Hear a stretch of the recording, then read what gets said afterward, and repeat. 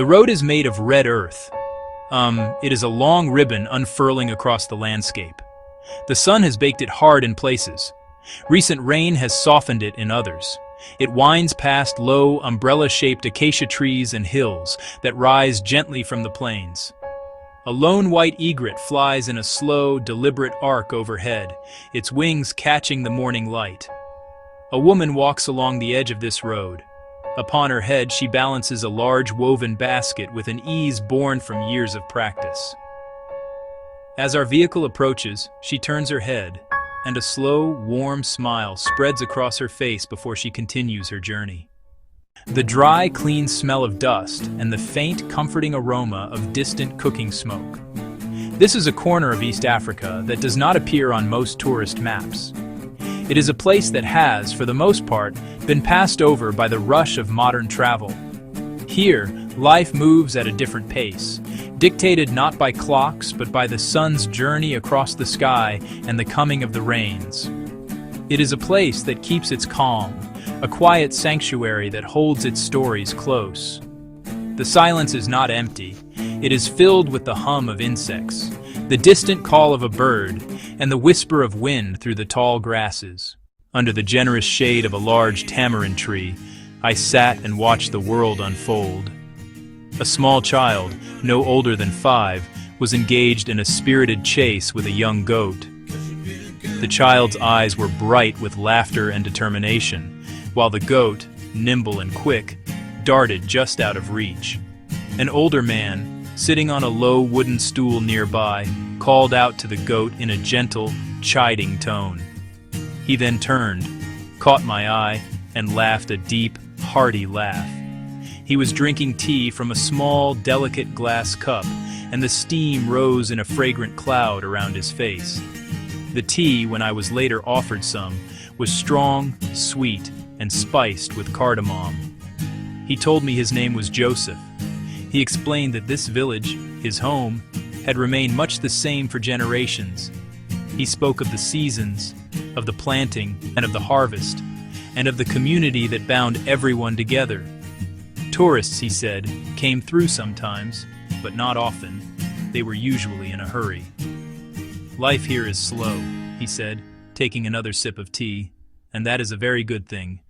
East Africa is a vast and varied continent within a continent. Its geography is a dramatic tapestry woven from different threads. The immense dry plains of the Serengeti, plains stretching to a horizon with no end. Mount Kilimanjaro, mist-shrouded. The Rwanda Mountains, misty peaks. The great Rift Valley lakes, long and deep, lakes mirroring the expansive sky. Lush, humid forests teeming with life.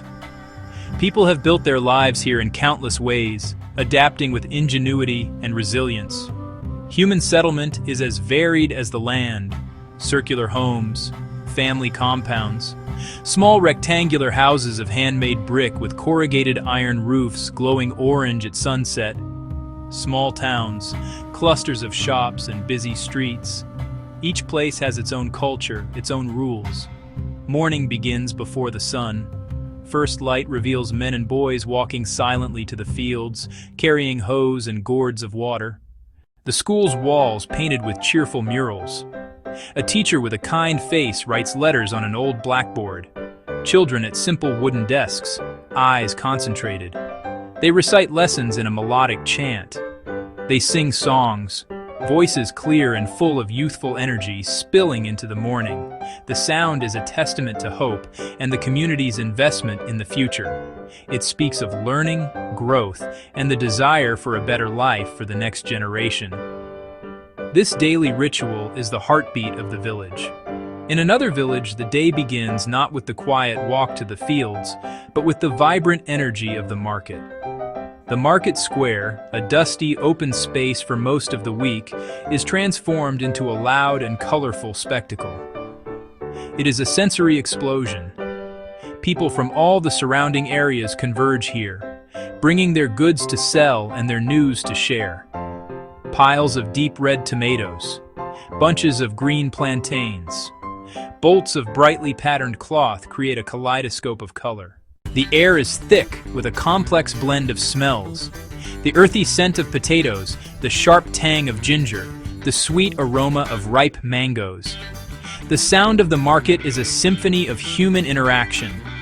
The lively back and forth of haggling is punctuated by bursts of sudden, loud laughter. It is a place of business, but it is also a place of connection. A woman presides over a stall selling fish caught fresh from a nearby lake. With practiced skill, she scales and cleans the fish on a wooden board by the roadside, her movements quick and efficient. She wraps a purchase in a piece of old newspaper for a customer. She then pauses to give a small, cooked piece to a little boy who has been watching her with wide, curious eyes. He takes it with a shy smile, a small moment of kindness in the midst of the market's bustle. The market is much more than just a place to buy and sell goods. It is the social hub of the entire region, the place where information is exchanged and relationships are reinforced. A simple map of this region reveals a landscape dotted with countless small points of light. Each dot represents a home. Each dot represents a farm. Each dot represents a small town. Many of these dots are situated far from the main paved roads, tucked away in the protective embrace of the hills. Hidden deep within a fertile valley, they rest quietly by the shores of a lake or at the edge of a dense forest. I often find myself looking at such a map, my finger tracing the thin, faint lines of secondary roads. I choose one small, anonymous dot and begin to wonder about the journey to get there. I imagine the challenges of the path and the people I might meet at its end. Travel to these more secluded spots is rarely a straightforward affair. Main roads soon give way to rough, corrugated dirt tracks that test the suspension of any vehicle. A signpost might point down a narrow path that seems to disappear into the bush, eventually ending at the bank of a slow-moving river. To cross, you may need to wait for a small, hand-pulled ferry. It forces you to adjust to a different rhythm. It allows you to see the details of the landscape that are missed when speeding by. Children stopping their games to wave as you pass. Men sitting in the shade, meticulously crafting tools from wood or metal. A flock of brilliantly colored birds suddenly rising from the treetops in a whir of wings. The journey becomes a destination in itself, revealing the intricate connection between the people and the land they inhabit. From an aerial perspective, the land transforms into a magnificent patchwork quilt. A lake is a shard of dark, reflective glass set into the earth. A village is a scattered cluster of tiny roofs, like pebbles tossed onto a blanket. From this high vantage point, the sky feels overwhelmingly large, a vast dome of blue that dwarfs everything below. The land, seen from above, is alive, inscribed with the patterns of human care. You can see footpaths linking homes, and the trails where animals are herded to pasture. A map of community drawn upon the earth. It is all part of a larger story, written in lines and textures on the land. In many of these hidden corners of East Africa, wildlife is not confined to the boundaries of national parks. It is an ever-present part of the landscape and of daily life. You might be driving along a quiet track and come across a small herd of antelope, grazing peacefully on a grassy plain, their heads lifting in unison as you approach. You might find a troop of baboons foraging near a rocky outcrop, the young ones playing and tumbling over each other under the watchful eye of the dominant male. These are not grand spectacles of the Great Migration, but quiet, intimate encounters with the natural world. The early morning hours often bring the most surprising meetings. A journey near a quiet, reed-lined river might reveal the massive head of a hippopotamus surfacing silently, its nostrils flaring as it takes a breath before sinking back into the murky water. The trees are alive with the movement and sound of birds. Some, like the superb starling, are dazzlingly bright and impossible to ignore. Others are small, brown, and shy, revealed by a fleeting glimpse or a delicate melodic call. The world of animals lives in close and constant proximity to the world of people, a shared existence that is both beautiful and complex. The two worlds meet at waterholes, essential to livestock and wild animals, places of truce in the dry season, yet fields of ripening maize or millet can tempt elephants or buffalo, and conflict follows. The relationship between people and wildlife here is not a romantic ideal. It is a practical, daily negotiation. It is a dynamic of respect, caution, and sometimes competition for the same precious resources of land and water. The people who live here understand this balance in a way that an outsider rarely can. This coexistence demands deep, ancestral knowledge of animal behavior. People know which paths to avoid after dark. They can read the signs left by a leopard that passed in the night. They know the call of the honey-guide bird, which will lead them to a wild beehive. This knowledge is woven into their stories, their songs, and their understanding of the world. It is a relationship built not on fences and regulations, but on a shared history that stretches back for millennia, a constant dance between the human and the wild in a land that belongs to both. In a particularly dry and dusty part of the country, where the sun beat down with an unforgiving intensity, I met an elder who carried the wisdom of generations in his eyes. He knew the sky intimately, reading rain from a distant cloud and the wind. He pointed to a gnarled baobab and said the old trees remember the seasons. He spoke of a small migratory bird that arrives each year at the same time, not just an animal, but a friend and messenger. He spoke with quiet urgency, hoping the story and the bird would be respected.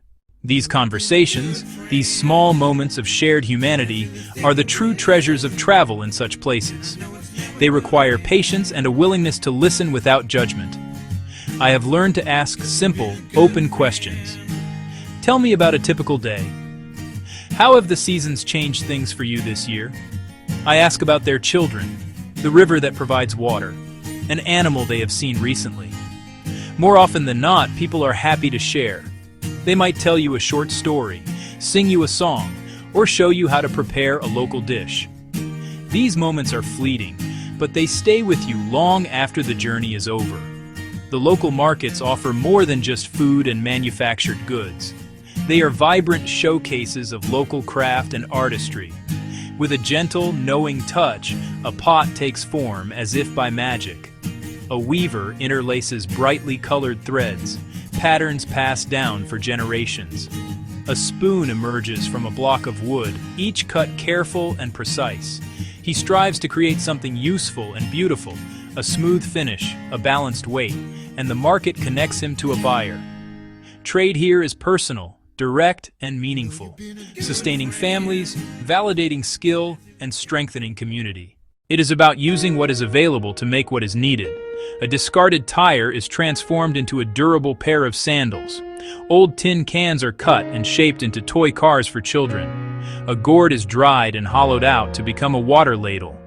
There is an inherent sustainability here, a waste not, want not philosophy practiced for centuries out of necessity. When you purchase a handmade item, you participate in a local economy, helping a potter buy food, a weaver pay for medicine. The money goes directly to the maker, supporting them and their community in tangible ways. A simple, honorable exchange that connects people through skill and trust. Traveling in these quiet corners of East Africa requires a particular mindset, one rooted in respect. Move softly, observe carefully, ask permission, especially before taking photographs. A nod, a smile, a gesture toward your camera is often all it takes. If they shake their head, respect their refusal with grace. Ask before entering a family compound. It is their private space. Learning a few words can go a long way. A simple greeting like Jambo, or its local equivalent, opens doors and breaks down barriers. Avoid giving money or sweets. Consider school supplies for the teacher, or a football for children to share. Food is a wonderful gift. Buy locally and share with those who host you. Observe customs. If people dress modestly, do the same. If you are invited to share a meal, accept with gratitude. This is less about rules than about gentle curiosity and profound respect. Leave behind good feelings and fond memories, not a sense of intrusion. I remember a sunset by the shore of a small, quiet lake. The sky was a breathtaking canvas of red, orange, gold. On the water, fishermen pulled their nets with a slow, rhythmic motion, practiced 1,000 times. On the shore, children ran and shouted, chasing a worn-out football across the sand. A little further away, women murmured and prepared the evening meal. The day closed like a well-read book. As the sun dipped, the air grew cool. Birdsong faded, replaced by crickets. The first stars began to appear, a community at rest. The beauty here is quiet and deep, rhythms tied to earth and sky. Small hopes endure, a good harvest, healthy children, peace in the community. These places are not waiting for mass tourism, but for travelers who see, who listen, who care, welcomed with gentle eyes and open hearts. Go with soft steps, take your time, sit and listen. Let the place speak. Remember the warm tea, the shared laugh, and the long red road beneath a vast, benevolent sky.